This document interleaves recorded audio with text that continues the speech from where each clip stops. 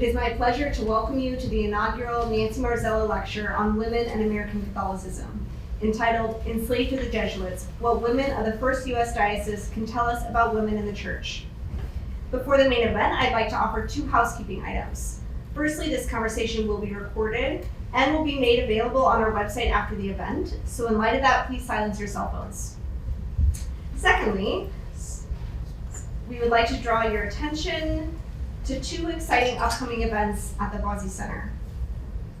On Wednesday, April 2nd, we will host a panel event for our own Mark Massa's newest book, Catholic Fundamentalism in America.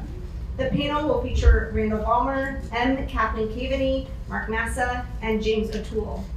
It will take place from 5:30 to 7 p.m. in 245 Beacon Street, room 107.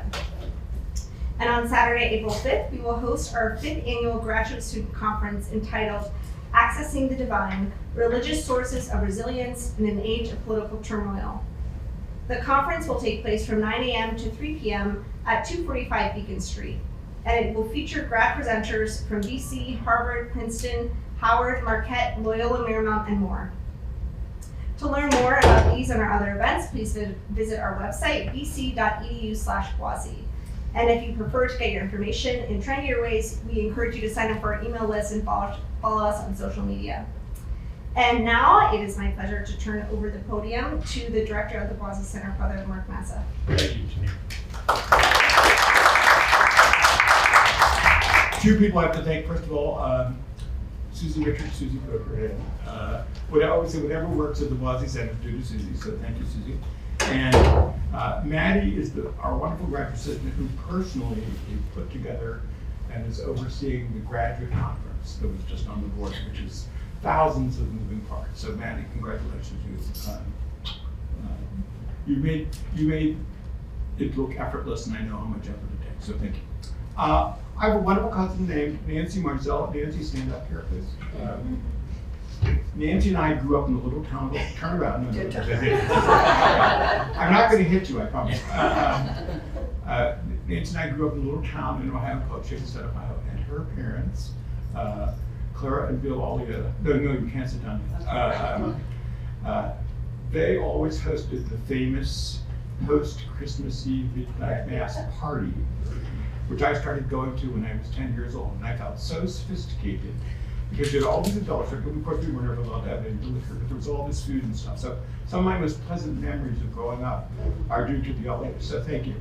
Nancy contacted me last spring and asked what she could do, and I said, well, actually, we need a lecture series on women in American Catholicism. She said, I think I can do that for you. So Nancy made tonight possible. I'm going to thank you, Nancy, for this first inaugural lecture. So please join me in thanking Nancy.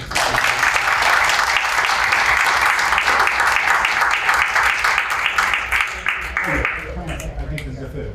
Yeah. What is that? Okay. Back up just a little bit because you're in the protection. You're in the protection. Sorry, back up. One more. Right there. Okay. Thank you. Yes. Got it. Great. Okay, I'll take that. Thank you. We'll send it to you. Thank you. Now it is my pleasure to introduce Jeannine Fletcher's son, Owen Ignatius Fletcher, who's a senior here at Boston College, and he is writing a Scholar of the College thesis, which is a very big deal. 20 seniors are chosen out of 2,000 seniors to do this. So we've decided that Owen should introduce his mother. So Owen, the stage is yours.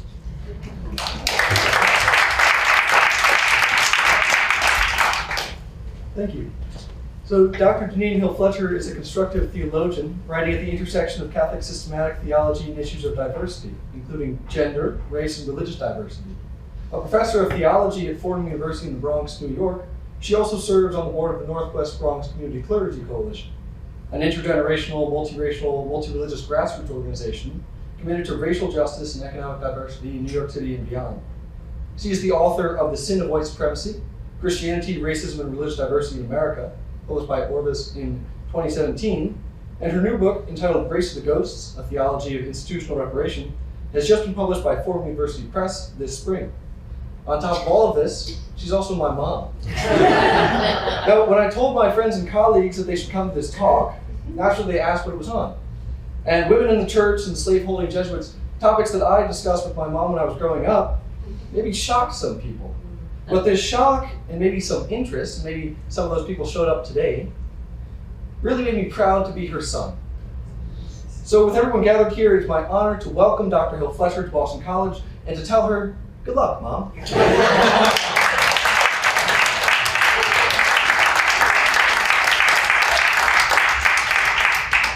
Thank you to everyone. Thanks for being here. Thank you to Nancy, especially, for establishing this lecture series. Thank you to the Boise Center for gathering us here tonight, with a special thanks to my longtime friend and colleague, Mark Massa. And for all of you, I'm delighted to have you here. I have a story to tell that will take about 40-ish minutes, and then I'm really hoping for a conversation. Some of the elements of this history were new to me as I began to explore women enslaved by the Jesuits, and I'm really still wrestling with this history and probably will finish out my career wrestling with this history. At the center of my story this evening is a woman I have come to know as a courageous truth teller in the history of the American Catholic Church. She worked for the church at its earliest stages, in this chapel here, and she saw some of the workings of the church from the inside. From what we know of her story, we can envision her pursuing a spiritual path in the chapel, which was built before 1787, and so it predates the establishment of the first Catholic diocese, which happens in 1789. You'll notice here that I am following those who tell an East Coast origin story to Catholicism in the United States with the founding of the first diocese, but we could be telling the story roughly the same time with the missions on the West Coast, and I'll leave that for a future lecture to be covered in the series. Born in 1798, the American Catholic woman at the center of my story, then, is one of the first Catholic women in the United States of America. One of an estimated 35,000 Catholics in a total population in the US of 4 million. Every one of those 35,000 Catholics could fit in Alumni Stadium, and then some. Although that number is quite small compared to the 62 million Catholics in the United States today, we would still have a difficult time picking out this woman of my story from the 1790 crowd. Her story hasn't been passed down to us, as has the story of Lord Baltimore or John Carroll, but her story is intertwined with theirs. And I want to tell her story for a number of reasons, but we have some methodological difficulties in doing so. The historian Kathleen Cummings diagnoses a gender problem in American Catholic history with these words when she writes, and I quote, "Because women's stories do not easily fit into the frameworks that have traditionally structured the field of American religion, they are easily overlooked as historical actors," end quote. In her article addressing the problem, Cummings doesn't necessarily change the framework, but advances a methodology that identifies key women as partners with the male figures who are recognized as having made history. Cummings articulates her methodological proposal in this way, and I quote her again. "Women are perhaps more likely to be accepted as shapers of history if we acknowledge a deceptively simple premise.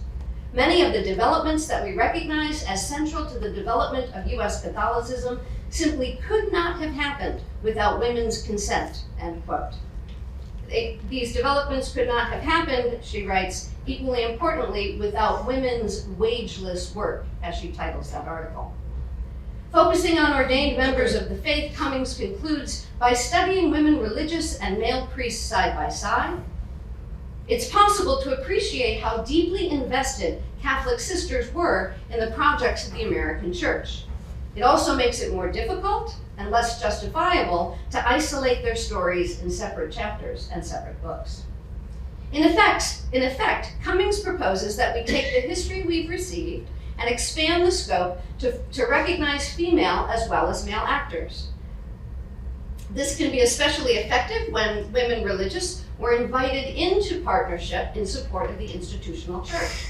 For example, the Catholic women I've placed on this opening slide, those who founded the Discalced Carmelite Monastery near Baltimore in 1790, or Elizabeth Ann Seton and the Sisters of Charity in 1812, or the Oblate Sisters of Providence in Baltimore in 1829. More women who I hope populate the future series.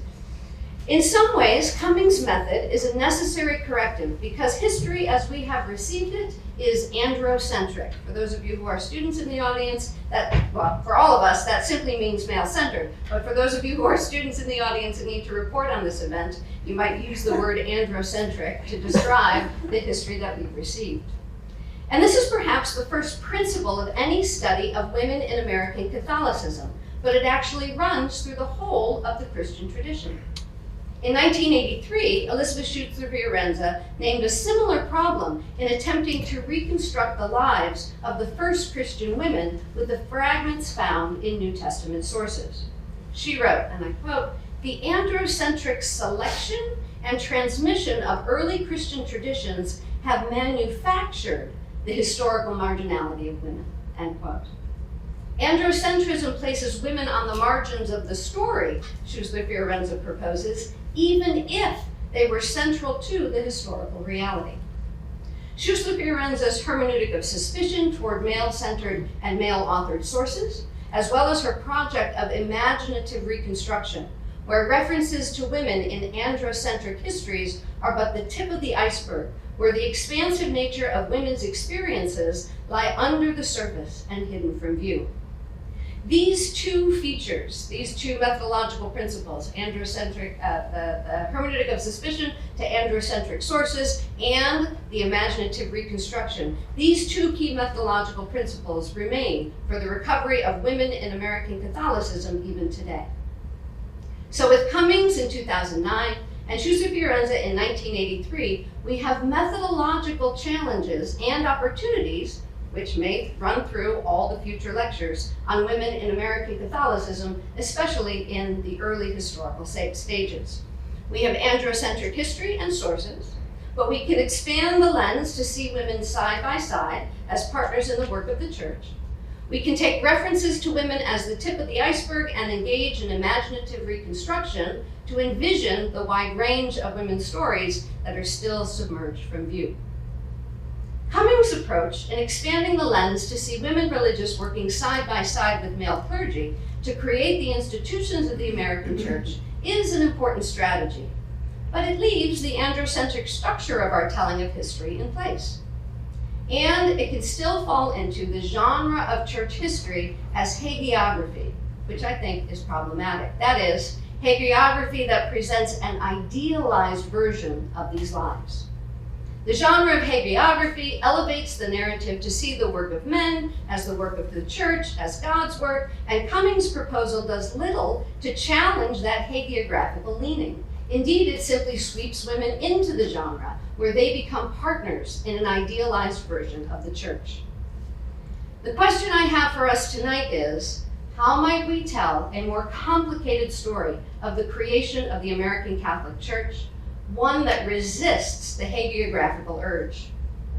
How might we tell a story of some among the women of American Catholicism who were not invited into partnership and who might represent the submerged stories of countless women whose work helped to build the Church?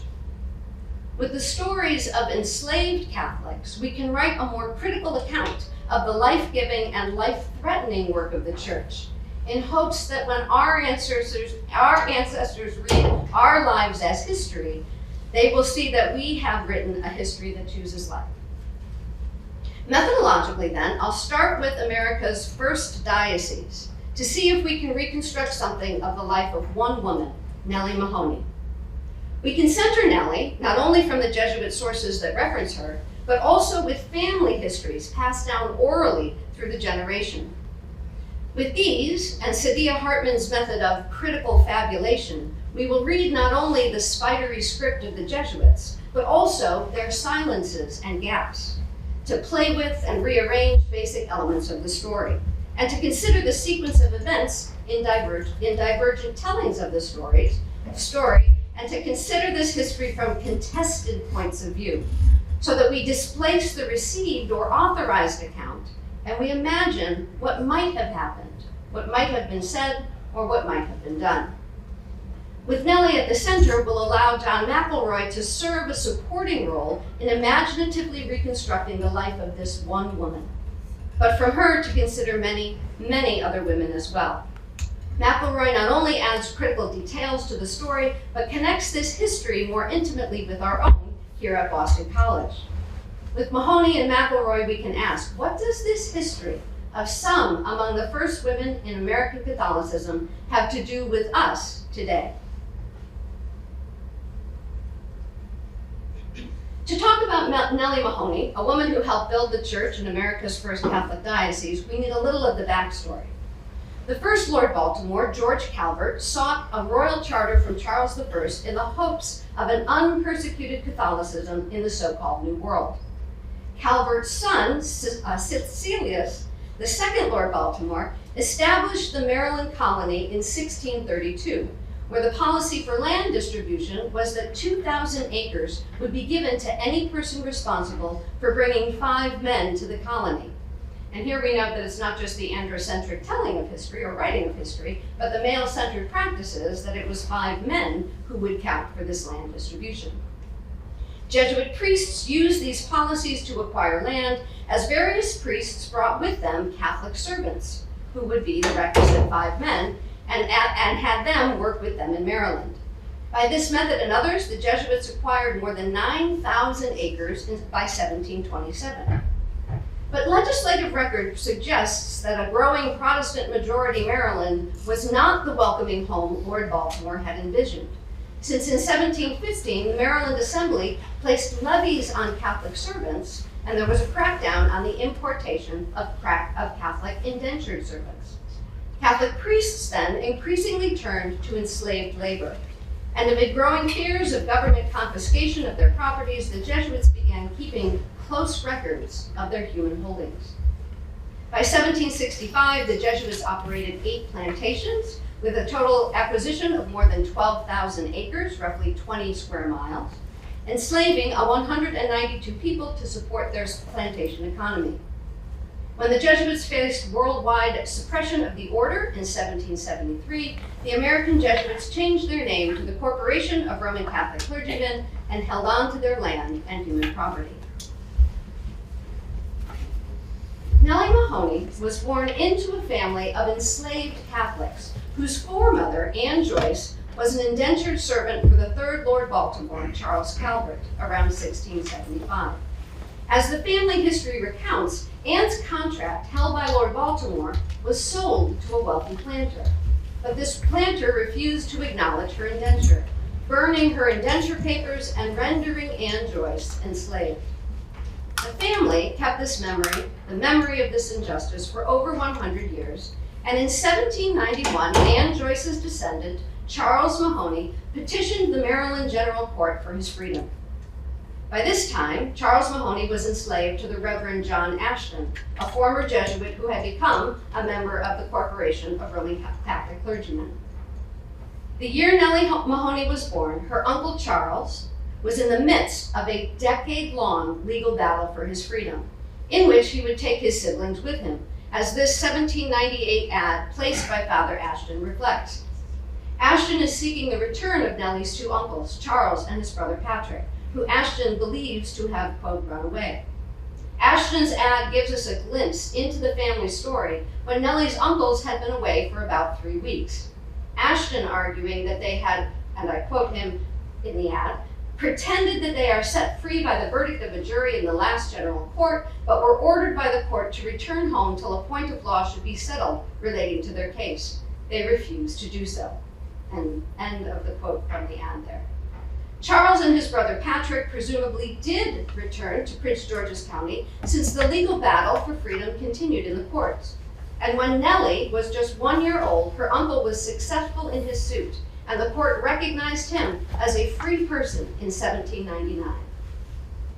Just 3 years later, however, a court of appeals overturned this emancipatory ruling, quite possibly swayed by the reality that dozens of Anne Joyce's descendants, pictured here, dozens of Anne Joyce's descendants labored in enslavement to the richest citizens of Maryland, including the Catholic Charles Carroll, signer of the Declaration of Independence, as well as Ashton and other former and future Jesuits.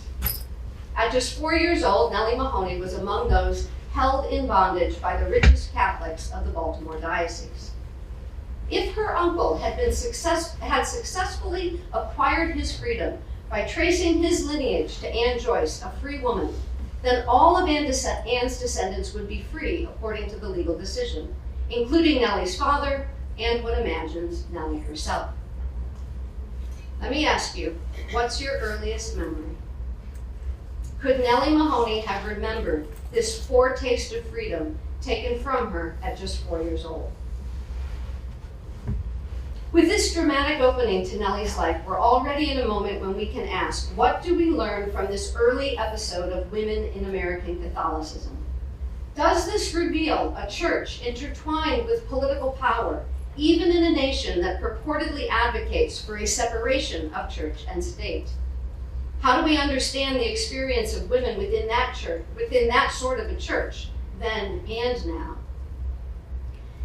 This episode in Nellie's early history, like the tip of the iceberg, reveals the ongoing struggles for freedom among Black Catholics. And by widening the scope to include the Jesuits John Ashton and John McElroy, we have traces in the archives of Catholics on both sides of the freedom struggle. On the one hand, we have many Black Catholics who struggled to self-emancipate, and those across the network of Jesuit plantations who continued to make their claims for freedom. But these traces reveal the posture on the part of the white Catholic Church when self-emancipation is described as runaway, and when those like Father John McElroy, whose responsibilities included placing the ads to try to apprehend those who had the courage to self-emancipate, as this 1814 ad reveals. So you can see his signature at the bottom of the ad that he has placed to ask for help identifying Isaac, who had self-emancipated from Georgetown College. Like Ashton in 1798, 2 decades later, McElroy uses the same terminology when consulting with other priests on how to deal with enslaved people who, quote, pretended to claim their freedom, end quote. In our opening of Nellie's family history to incorporate the world of John McElroy on the side of those working to keep Black Catholics in bondage, we have the complexity of this history in that he was also the one who sought to enable Black Catholics in the founding of a school. McElroy worked for the church not only at the educational institution of Georgetown College, which had been founded in 1789, but also at the Sunday school for Black Catholics that he established. An 1819 document describes McElroy opening the school to teach prayers and catechism at the same time that people can learn to read. Accounting for those who were served at the school, McElroy adds in his diary, 200 attended today. If such a large number of enslaved Black Catholics were learning to read and engage the foundation of the faith in nearby Alexandria, was this practice also extended to Nellie and her sisters at St. Inigo's? I haven't found any traces in the archives that tell us about Nellie's training, but she is remembered by the Jesuits as, quote, intelligent and full of religion. Can we imagine Nellie as one of the foremothers of the faith who, like many of those gathered this evening, may be women undertaking study within a male-centered church? What we do know about Nellie Mahoney is that she served as a sacristan, and we can imagine her in this little church since she was at St. Inigo's from her birth in 1798 until she was around 40 years old. And because we know what sacristans did in that era and in our own, we can imagine a portrait of Nellie as a lay woman serving the church in this way. Historical documents demonstrate that women regularly filled the role of sacristan, and through the information about those practices, we might remember Nellie. As described within a 19th century ecclesiology, the sacristan, who having permission to touch the sacred vessels and linens, may do so also for the purpose of dressing the chalice. The account indicates that, quote, in most cases, those who realize the limitations of reverence only handle the sacred vessels with gloves especially used for the purpose. Slipping sturdy or slim or scoured hands into special gloves Can we imagine Nelly engaged in a spiritual practice, activating creativity within the constraints of her legalized captivity? Can we imagine Nelly with her breath and her body in hushed places as she tends to the holy work of the church? In her groundbreaking Knowing Christ Crucified, the witness of African American religious experience, Sean Copeland considers the spirituality among the enslaved, envisioning that, quote, enslaved people faced their suffering and oppression through nourishing their interior lives in prayer. Deepening her analysis, Copeland proposes that enslaved people negotiated the ontological and metaphysical assault on their humanity by audaciously asserting their essential humanness in the face of dehumanizing conditions. They did this by choosing transcendence. While Nelly was indeed confined by a legal and ecclesial system which gave little regard for her bodily integrity, the traces in the archives recommend that we recognize her leaning into a practice as a way of affirming herself made in the image of God.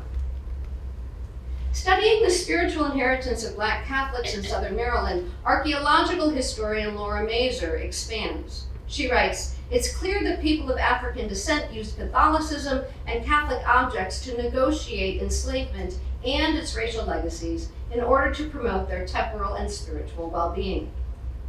While these negotiations were diverse and multifaceted, Catholicism was probably attractive for many reasons.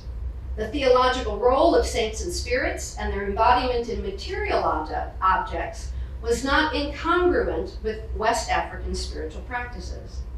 Catholicism offered an outlet for deep spiritual connection through prayer and a recognition of human dignity through access to sacraments. Religious practice enabled communities to build strong and uplifting social networks, sometimes with the support of Catholic hierarchy."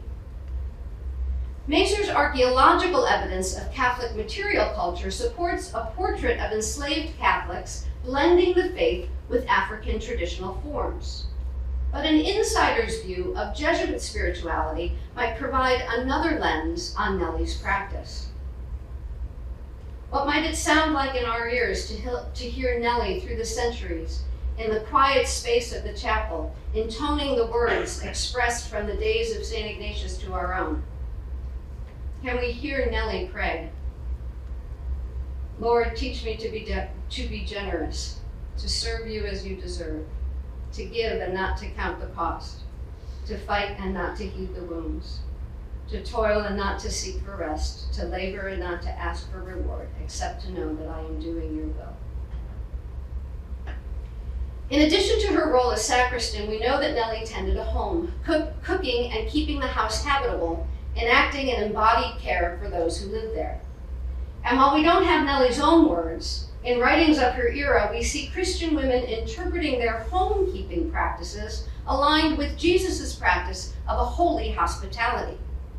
The literary account of Harriet Jacobs, for example, made a connection between her practice of hearth care and meal preparation as a sacred connection to Jesus feeding the 5,000, dining with his companions, and announcing himself as the bread of life. If Jacobs was making this connection in her life practice, perhaps Nelly was also. Was Nelly carrying on the New Testament commands of Jesus to feed the poor and feed the flock of the church? And if Nelly made the bread of the Eucharist that would be used in this little chapel, did she especially feel that connection between feeding and the divine? When she thoughtfully measured flour and water, bringing into being a new consistency, her fingers pinched the unleavened dough to size, her palms rolled dough into shape, and her arms enlisted in pressing the wafers and the full frame of her body placing them into the oven. When the priest intoned over the Eucharistic celebration, fruit of the vine and work of human hands, was it Nelly's hands that were incorporated into the sacred mystery? When the priest professed the words of Jesus, "This is my body," was it not Nelly's body and lifeblood that went into its making? In the imagined enfleshment of Nelly's sacred sanctifying, she offers to us another possibility, recognizing in the work of the church, the holy work of women. Jewish theologian Melissa Raphael contemplating the experience of women at Auschwitz, proposed the possibility that our role as human beings is to make space for the holy, even in the most desecrated places. Nelly's acts of care for the bodies of the Jesuits, her enslaved companions, and the body of Christ in the tabernacle made places of human confinement and death-dealing inhumanity fit for the dwelling of the divine. A historical reconstruction places Nelly at St. Inigo's from 1798 until at least 1838, and we might imagine her for 20 years, all of her adult life. She prepared the chapel and prayed within it. What might we learn about women in American Catholicism from this glimpse into Nelly's life? Despite the circumstances of marginalization in a male-centered church, Catholic women in America, like Nelly, have nurtured both public and private lives of faith.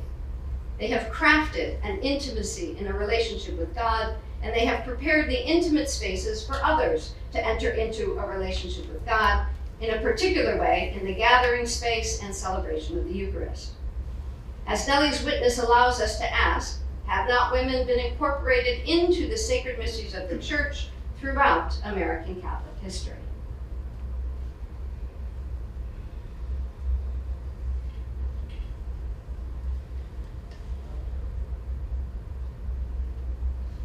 While Nelly is serving at St. Inigo's, the Jesuits are continuing to run 12,000 acres of plantation for profit, as they have been doing now for more than 100 years. But by the mid-1830s, the profitability of this endeavor was called into question as an urban Catholicism was expanding in places like New York and Boston. So a debate emerged on whether to shift focus from a plantation economy to an urban economy centered at Georgetown. The shift seemed inevitable to some, especially since Georgetown College was experiencing financial difficulties. But the shift away from a plantation economy would also mean that Jesuits no longer needed the extensive unpaid labor force. As the decision was being made, financial calculation of the profitability of Nelly and her Catholic community entered the debate. John McElroy's expertise made him a consultant to Thomas Mulady, the provincial, who calculated toward a sale. And we can read in the archives at Georgetown, we can read the way in which Mulady writes to McElroy asking for his insight in this pricing. Mulady writes, "I find it difficult to dispose of our servants to persons in a Catholic neighborhood. I have now a fine opportunity if we agree upon prices. Purchasers wish to price each individual servant, giving high prices for the young and stout and diminishing for the elder and children." Down a little further, Mulady asks McElroy, "Tell me, what do you think of 400 round for young and old, leaving out all of 60 and above for separate agreement, and counting all under 1 year with the mother as one?" Our sacristan and mother in the faith, Nelly Mahoney, was priced among the enslaved. And as you may already know, the Jesuits did shift from a plantation economy and did enact a sale of 272 Black Catholics in order to protect the legacy of Georgetown College as a place to educate young Catholic men and future priests. On this slide is a list of just 64 of the names of those whose names we know and who were forcibly transferred to Louisiana. The artist Joy Kang created this piece, which might serve as a reminder of the too many lives, as she wrote their names and the names of some of their descendants in the brick and mortar of the building that still stands at Georgetown today. We might hold in our hearts the pain of loss that Nelly experienced when her skills saved her from the sale, but when 272 of her companions, her family members, her friends, her intimate relations, her co-workers, and the many who filled the sanctuary that she kept were sold by the Jesuits in order to keep Georgetown afloat. What would it sound like to imagine Nelly whispering softly in the now empty chapel, "Take, Lord, receive all my liberty, my memory, my understanding, my entire will, all that I have and possess. You have given all to me, to thee, O Lord, I return it. All is yours. Dispose of it wholly according to your will. Give me your love and your grace. That's enough for me. If not this, which prayer was on Nelly's lips and in her heart as she attempted to carry on in her unpaid labor for the Jesuits, here at St. Inigo's and when she was transferred to Alexandria?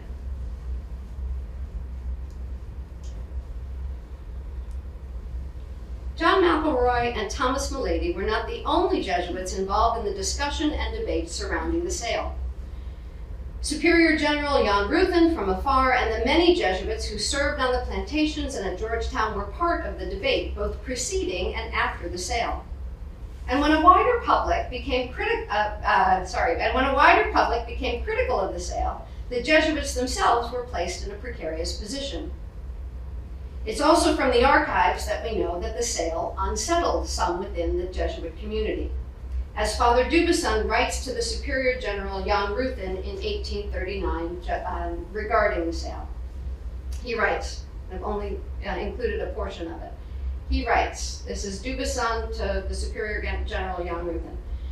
The Father Provincial has a formidable task to accomplish, that of selling the Reverend Father knows what. It has much been spoken of. The measure is attributed to him since it was him who wanted it. The Father Superior of St. Inigo's appeared to have ceded too much to his opinion. I had for a cook at Alexandria a black girl full of religion and very intelligent who was on these properties and who heard this father explain before the entire table on the subject of the Father Provincial in a manner most improper. More than one scholar places Nelly Mahoney as the person who, because of her intimate work inside the network of the church and serving within the priest's home, was present to their debate.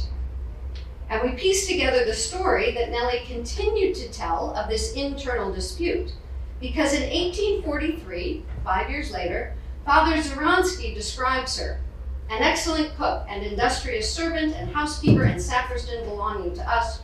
Her only fault is too long a tongue. For the rest, the best servant, end quote. It's from here that I engage in the critical fabulation that allows me to come to know Nelly Mahoney as a courageous truth-teller. She saw firsthand what had happened in the church, the devastation, destruction, and trauma caused by the 1838 sale. She heard the Jesuits debating among themselves whether this sale was right, was just, was worth it. And she was unafraid to tell the truth, not just once, but apparently for more than 5 years. While McElroy continues to calculate the prices of the exchange, and the Jesuits continue to anticipate the proceeds from the sale to continue their work, Nelly's too long a tongue was telling a different truth. She was, in effect, speaking truth to power, but she came to be seen not as a valuable asset to the Jesuits' work, but as an embarrassment.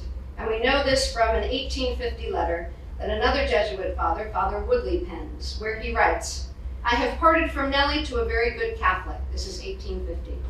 I've parted from Nelly to a very good Catholic near Medley's Neck Church. He has her for an indefinite period, no sale ratified. So if the society should ever choose to be embarrassed with her again, it can take her back. Not to Newton, necessarily. She went originally from St. Inigo's, where she was born and raised, to Alexandria, from Alexandria to Newtown, and after leaving Newtown, she will be common property again, subject to the Procurator General, who may ratify a sale or dispose of her otherwise. A first-rate lady has secured her, the sister of Mrs. Hammond of St. Nicholas, Miss Combs. All who have heard of my solution are delighted, end quote. The postscript of this 1850 letter from Father Woodley leaves a gap that refuses to provide closure when Woodley writes, P.S. I've been obliged to caution the public against the interference of Father in preventing Nelly from being taken to her new home. She was harbored in his room, the door locked, and he wrote a pass or permit to run away, to take the stage to I don't know where. I've cautioned the public against this unauthorized pass or permit. We might be tempted to step into the gap created by this postscript by envisioning Nelly self-emancipating with the help of one of the Jesuits, but her fate remains unknown. Rachel Swarns contrasts Nelly's unknown fate with the traceable family history of her sisters, Anna Mahoney, sold to Louisiana, and Louisa Mahoney, who worked at St. Inigo's until emancipation was legislated in 1864. In the announcement of this talk, I promised I would say something about Nelly's sister Louisa, but I got a little carried away with Nelly's story. It's Louisa's story passed down through her family history to her living descendants today that provides some of the oral history that connects with the traces in the archives. Although we don't yet have a picture of Nelly, we have this photograph of what many believe to be Louisa Mahoney, her sister, seated left. And in her eyes, and in the lines of her face, do we see a reflection of her sister Nelly among the first sacristans in the U.S. Church. And through these two enslaved women, are we propelled to uncover the stories of many, many more women enslaved to the Jesuits and enslaved to the Church. Women in the family of the Queens, the Goes, the Hawkinses, the Campbells, the Butlers, the Browns, the Dorseys, the West. And through them, can we trace a story of women in American Catholicism that includes Molly Brown, born and raised with the Jesuits at Georgetown, and who traveled with the Jesuits as they founded other institutions in St. Louis and Kentucky. And when we travel with Molly Brown to Kentucky, will we eventually meet Rachel and Teresa, listed on the baptismal record as leaders in the church enslaved to the Jesuits in Kentucky, the same Jesuits who eventually moved to New York City to found my institution, St. John's Fordham. This extended network of women enslaved by the Jesuits and women involved in various ways with Jesuit slaving practices, all of this tells us that there is so much more to the story of women in American Catholicism that we have even imagined. Because of the connections these women make with our Jesuit institutions, they might serve as presences in our institutional histories, where telling their story is telling our own. So with the story of one woman, Nellie Mahoney, enslaved to the Jesuits, we have an entry point into the experience of countless women in American Catholicism. And yes, with the tools of archival, archaeological, and families' oral histories, we can begin to tell their stories as the story of women in American Catholicism. But you might still be asking, why? Why should we tell these stories? And here I return to the methodological concerns of our opening. First, telling their stories allows us to expand the number of actors who matter in this thing we're calling American Catholicism, then and now. The writing of a history that excludes women as essential actors in the building of an American Catholic Church too easily supports a view of today's church as primarily the work of male priests. American Catholicism is too big, too complex, and too interesting not to include women's stories. But it's only with lecture series like these that propel research, like those that can be shared in the future lectures. So thank you again to Nancy for work today and in the future that will unearth more of these countless stories that have been excluded. Second, the telling of these women's stories provides a critical lens on American Catholicism.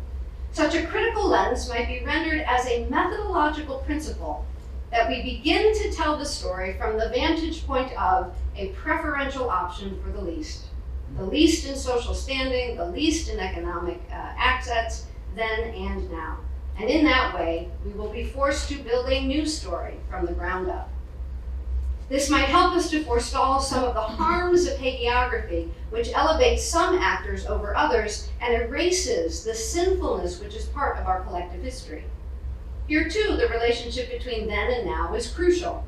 If we tell the story of our collective past with priestly actors who could do no wrong, who is allowed to question problematic practices in the present? Saidiya Hartman helps to formulate further reasons for telling the stories of women enslaved to the Jesuits. She writes, "The intent of this practice is not to give voice to the slave, but rather to imagine what cannot be verified, and to reckon with their precarious lives. It is a history," she writes, "of an unrecoverable past. It is a narrative of what might have been or could have been. It's a history written with and against the archive." Hartman writes, "The irreparable violence of the Atlantic slave trade resides precisely in all the stories that we cannot know and that will never be recovered. but our age is tethered to theirs, and those existences relegated to the non-historical or deemed disposable exercise a claim on the present and demand us to imagine a future in which the afterlife of slavery has ended. End quote. There is a terrible gulf that runs through U.S. history, the history of American Catholicism, and the history of women in the church. Nellie Mahoney's disposability at the hands of a church to which she had rendered her life's work participates in the sin of white supremacy and an intimate violence in this country that has never been repaired. In their 2022 book, Reparations, A Christian Call to Repentance and Repair, Duke Kwon and Gregory Thompson have something to say about the afterlife of slavery when they describe American racism as not simply personal prejudice or relational division or a specific institutional injustice, but something much more profound. Specifically, they write, and I quote, "Racism is an entire culture, a comprehensive way of being and doing that is embedded in our structures of meaning, morality, language, and memory, and expressed in our patterns of individual, social, and institutional behavior." In pressing outward from the afterlife of slavery and forward into the project of reparations, Kwon and Thompson pay attention to stolen lives and stolen wealth that built our nation and that built our church. But they also insist that a history which erases the theft of life and theft of wealth participates in the white supremacy that made this theft possible. The romanticization of history in our day once again places the lives of some of the Catholic faithful as more valuable than others. Centering Nellie Mahoney in a critical fabulation provides a portrait of women in American Catholicism we might wrestle with today, when we can only know her from an analysis of the ledger, or in words that are borrowed from the world of her captors and applied to her. And yet, with a critical fabulation, we can imagine her among the many women who served the church, both in her intimate role as sacristan and in the homekeeping work by which she and others provided the necessary conditions for the Jesuits to do their part in building the church, even if only a few had recognized, as Father Fenwick did at White Marsh Plantation in 1818, quoting a letter from him, "We are indebted to them," end quote. In addition to her partnership in building the church side by side with male priests, we can also remember Nellie as a courageous truth teller. When others would sweep under the rug the inhumanity of the 1838 sale, Nellie refused to keep silent, thus threatening those who use their power to justify inhumanity for the greater good of the institutional church. Nellie Mahoney is then a foremother in the faith.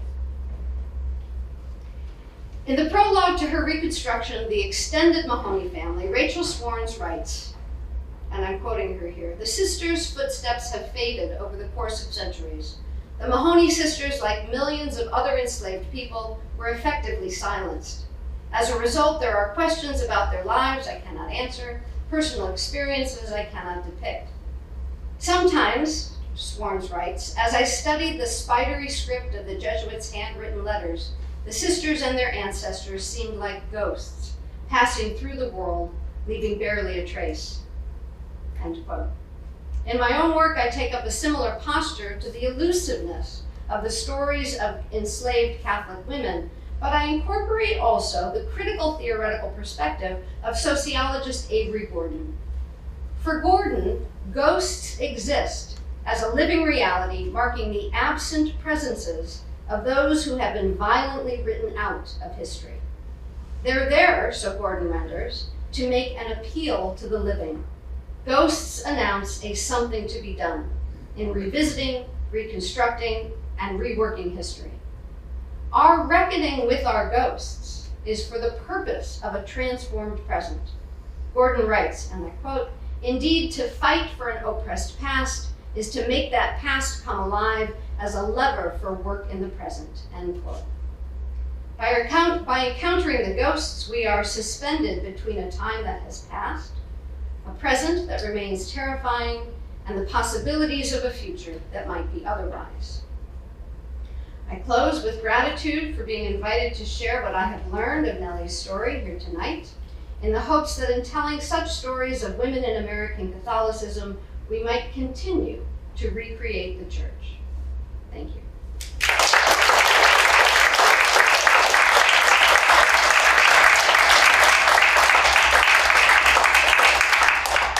Thank you, Jeannine. This is superb. You're willing to have people ask you questions? Yeah, I'm looking forward to questions and a conversation, I hope. I'll give you the first question. But Elizabeth Shusik, your red taught at Harvard, she was one of your mentors. Yes. Mark, speak up louder. Thank you. Elizabeth Shusik wrote Fiorenza when she wrote In Memory of Her. She didn't call it fabulation, but she reconstructed the place of women, the lost voices of women in the New Testament account of the rise of Roman Christianity. Do you think the hermeneutical approach of fabulation can do the same thing in church history that Elizabeth Shusik did for Bible? So there's three dimensions of that very good question, methodological question. So Elizabeth Shusik Fiorenza,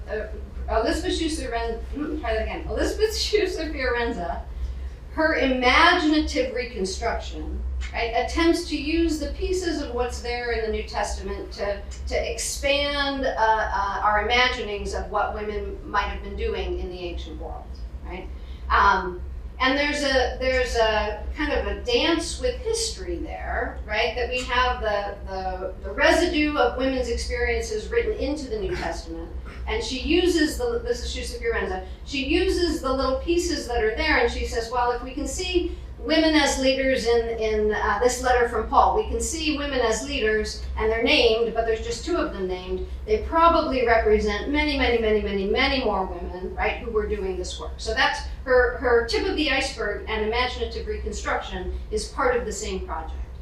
With Saidiya Hartman's critical fabulation, one of the elements that Hartman is foregrounding is the methodological impossibility of reconstructing some among the lives of those who were violently not only written out of the history, but as it was written, but written out of history in their lives, in their experience of enslavement. And so critical fabulation, for me, the most important thing that it does is it decenters the received history. Right. So my first encounter with Nelly was in the letters from the Jesuits, and I thought,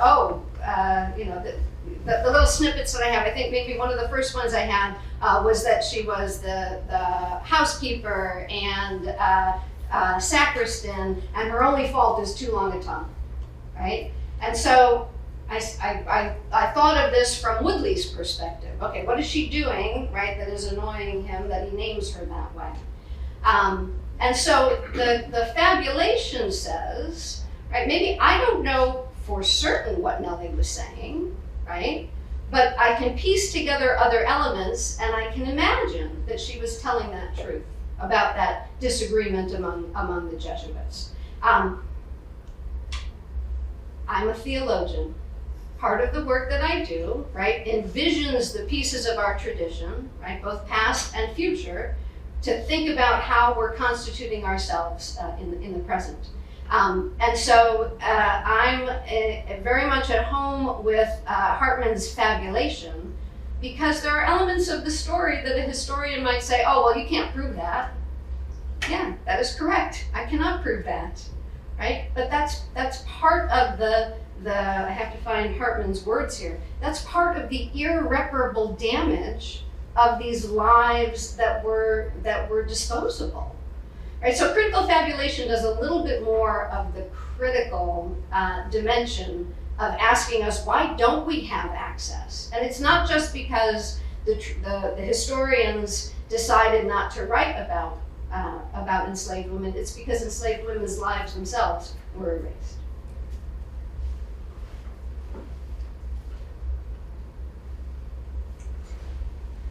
Thank you very much, Jeannine. I think this notion of critical fabulation is something new to me, but I am familiar with Shusik Fiorenza's hermeneutic of imagination and memory. And I think it just calls to mind, I've been doing a lot of work on Mary Magdalene, how, as the apostle to the apostle, is also, displaced by Peter, and all of this kind of same thing. So I think there's something really important here in terms of the answer that you gave to Mark's question about could this be a revision of history? And I think yes. I'm thinking back to Sandra Schneider's The Revelatory Text. And I know we're not talking about revelation exactly here, but in a certain sense, it is revelation in terms of what does history have to teach us today, this feast day of the Annunciation, about the incarnation. So I think as a theologian, that this is all well and good and carry on. Can I press your question just a little bit with the expanding of the history, right? We find evidence of women whose lives were given over to building of the church, so that the Jesuits could also be doing their building of the church, right? So there's a certain positive dimension right there, where we say, this is great, let's tell all of these stories, because now we can see women side by side with the Jesuits building the church, right? But that's not enough, because we have to also say that these, and I think this is the part that we have not yet wrestled with. These are the same men who are selling children and women and men and others, right, as they are building the church. Right, so it is both a side by side, right, that we're expanding the scope of who counts as actors in the building of the church. But if we just leave it at, okay, this is great, now we have enslaved women who are building the church. It's like, oh no, we have missed something significant there, right? We have missed the sinfulness of the tradition that we are part of and the institutions that we're part of. And I think that's really where the wrestling for me, and that's why Nelly and others are ghosts, right? There are elements of this story that I will never be able to tell, but the fact that these women who were enslaved to the Jesuits, to white women who were sending their sons to Jesuit institutions, right? These women who were written out of the history helped to build the church.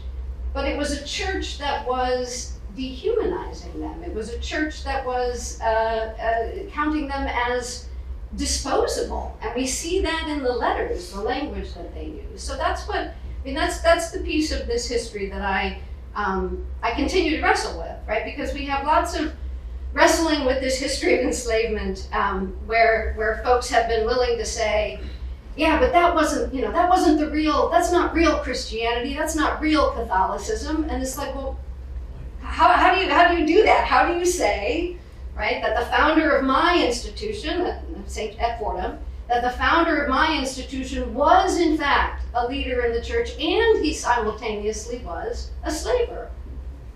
You have to say both of those things, right? But then what do we do with that?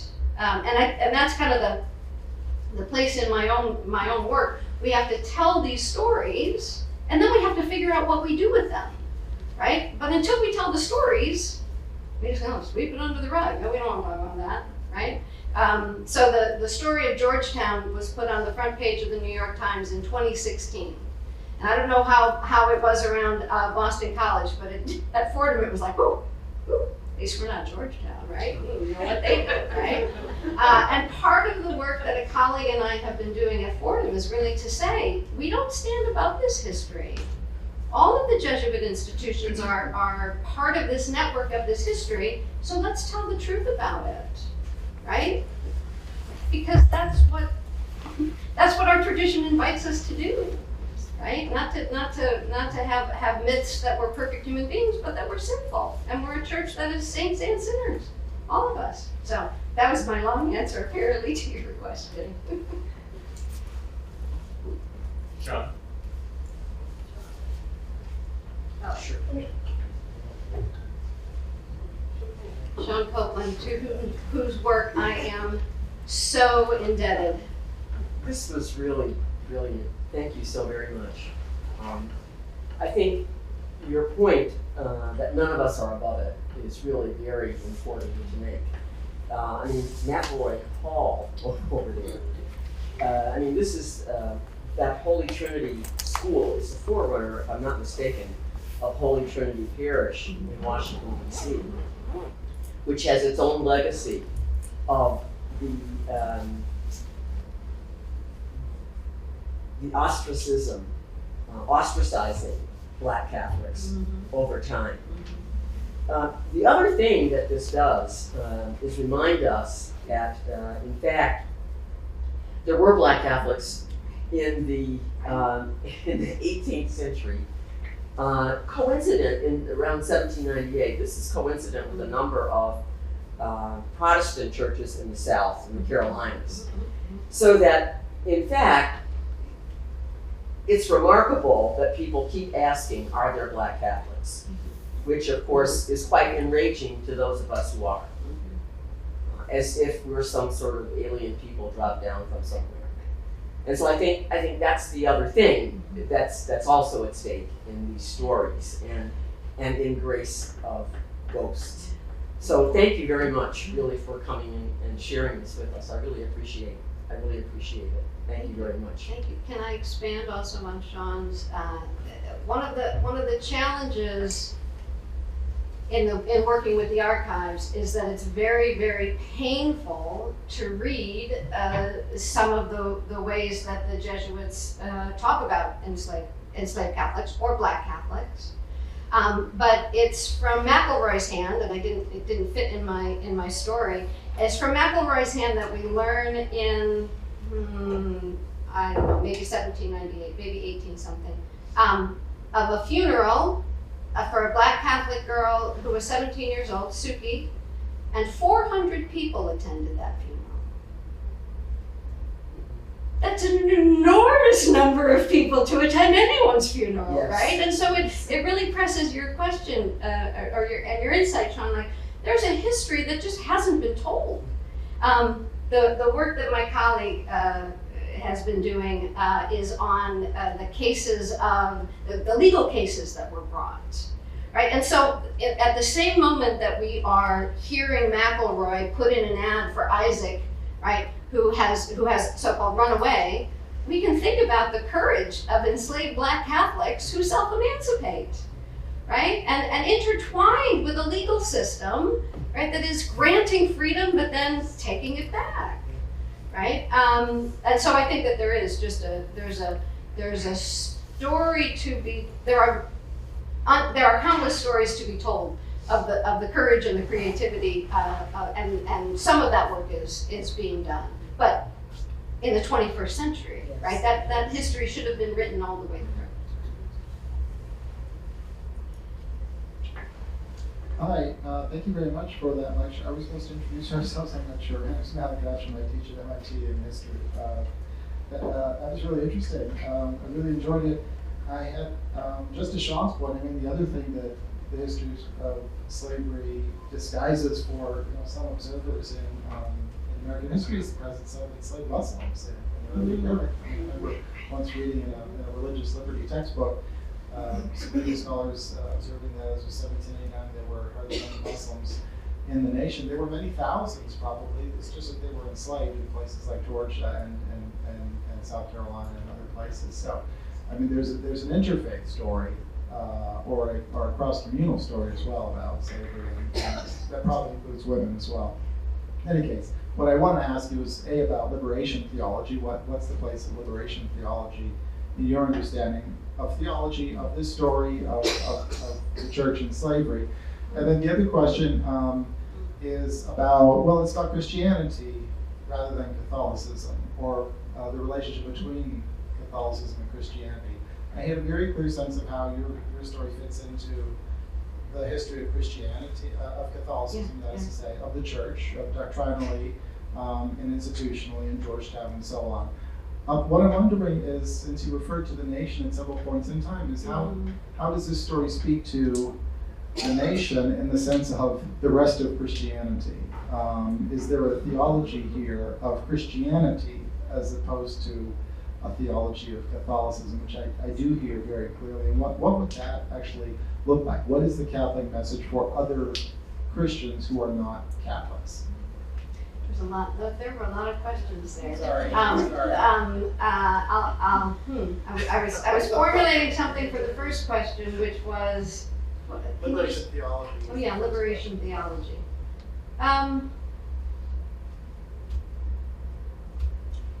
The easy answer. There's a few easy-ish answers. The easy answer is if the church, the Catholic Church or theologians, were to take seriously a preferential option for the poor, for the least, our tellings of history would be very, very different, and our actions in history would be very, very different. So there is definitely a liberationist trajectory in my own theologizing and in my work. But I also have been, I think tempered is the right word, by those who will say that sometimes sometimes white theologians leaning into liberation theology simply don't understand how difficult that really is, right?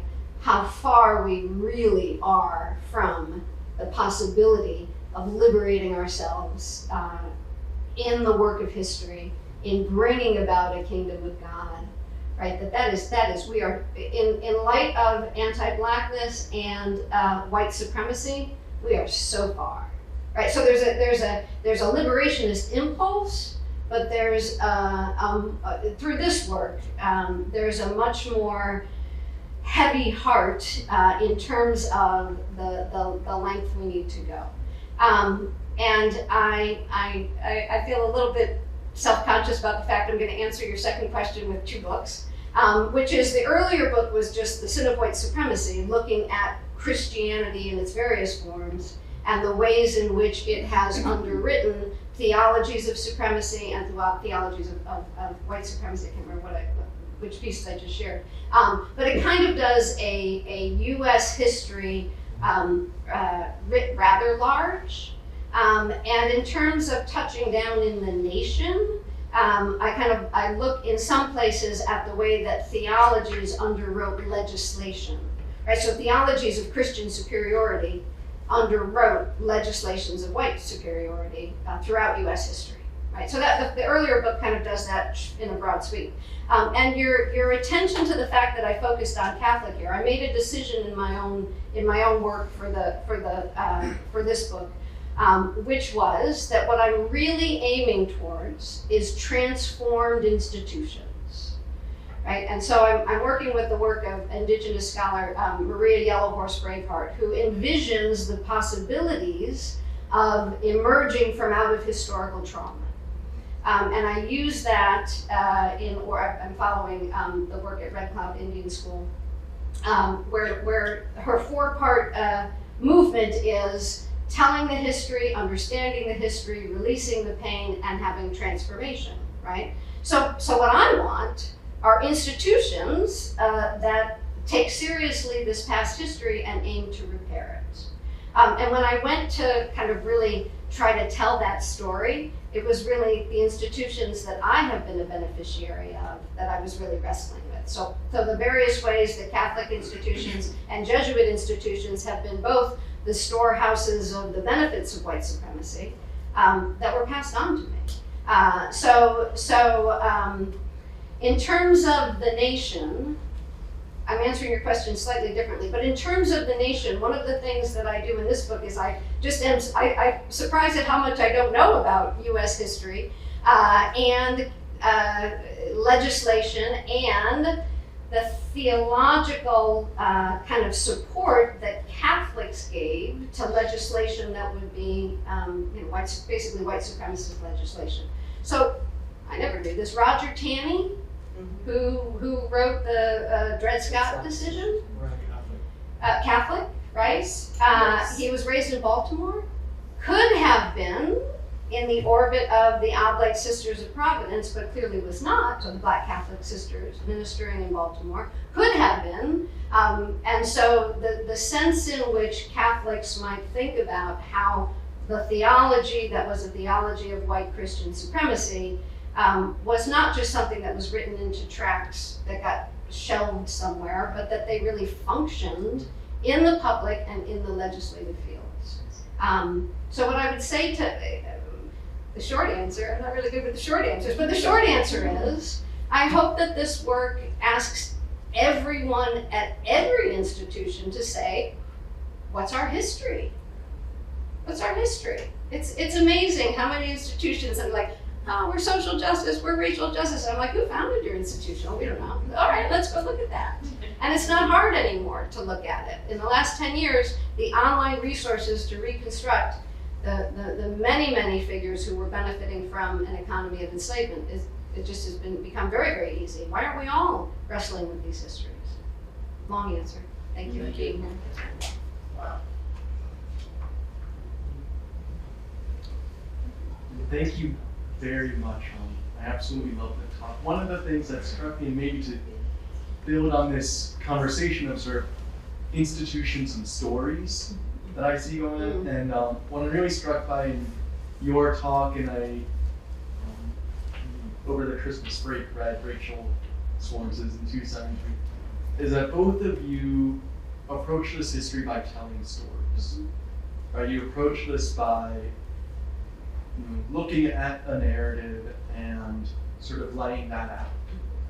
And when that sort of reaches sort of this level of institutional change, on the one hand, I appreciate the importance of institutions sort of recognizing these histories and sort of telling these stories and incorporating these stories.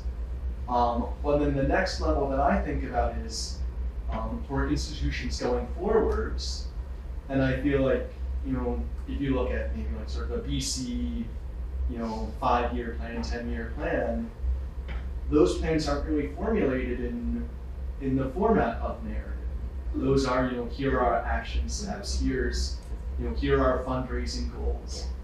And I'm curious, mainly because I have no clue what this could look like, but maybe if you can reflect a bit on what might our institutions look like if not only we approach our history in terms of narrative or approached our history with these narratives, but imagined our futures in terms of these narratives as well, in terms of telling the stories of who are the people that will be part of us in the future. Couple of thoughts.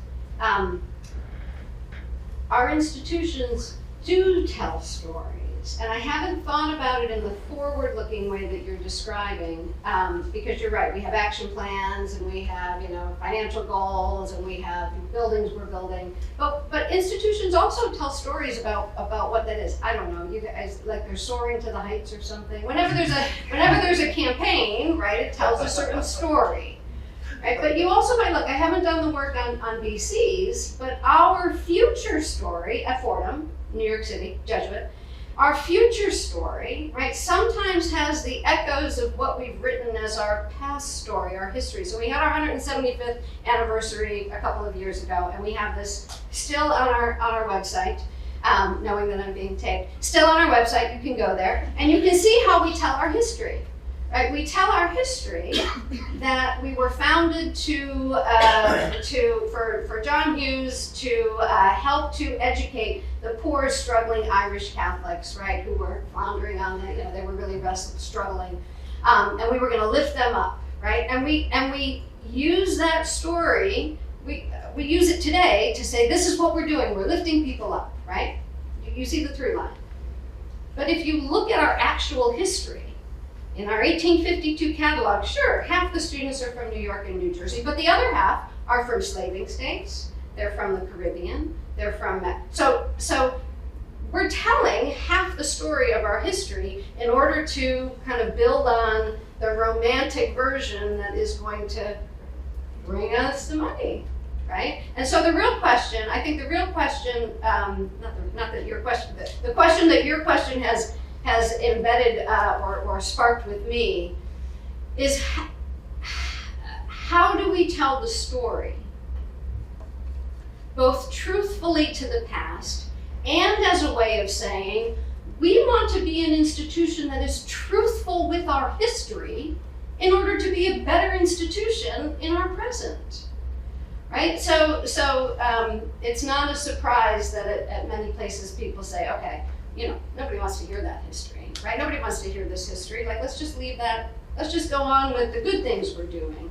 And I think that the place where we're at needs to be knowing the history first, and then asking ourselves the question, how are we doing something today within our institutions that is actually a project of repair for those past harms? And why wouldn't we want to say, yeah, that we participated in past harms, and we are committed to being an institution that addresses those harms and makes the nation and the world a more just place. And I am lifted up at least a little bit at this point. It's the dean of Georgetown Law School who was told you can't have DEI initiatives. We should be doubling down and saying that is our faith, right? Exactly. Our faith does not say, oh, by the way, let's just put those sins aside and carry on your merry way, right? Our faith says you atone for your sins. You look at that history, you tell the truth, and you attempt to be a person in an institution that follows the gospel in the world. So, yeah, I don't have a specific plan, but I have a vision, right? That would be a piece of what we do, is that this history is something that is so important to tell the truth because it helps us to dismantle our own reality of predominantly white serving institutions, right? And really becoming places that live out a different mission. One last question. Annie. Because you know how long I answer that. One last question. I say Jeannine for Pope after Pope Francis. So. Please join me in thanking Jeannine.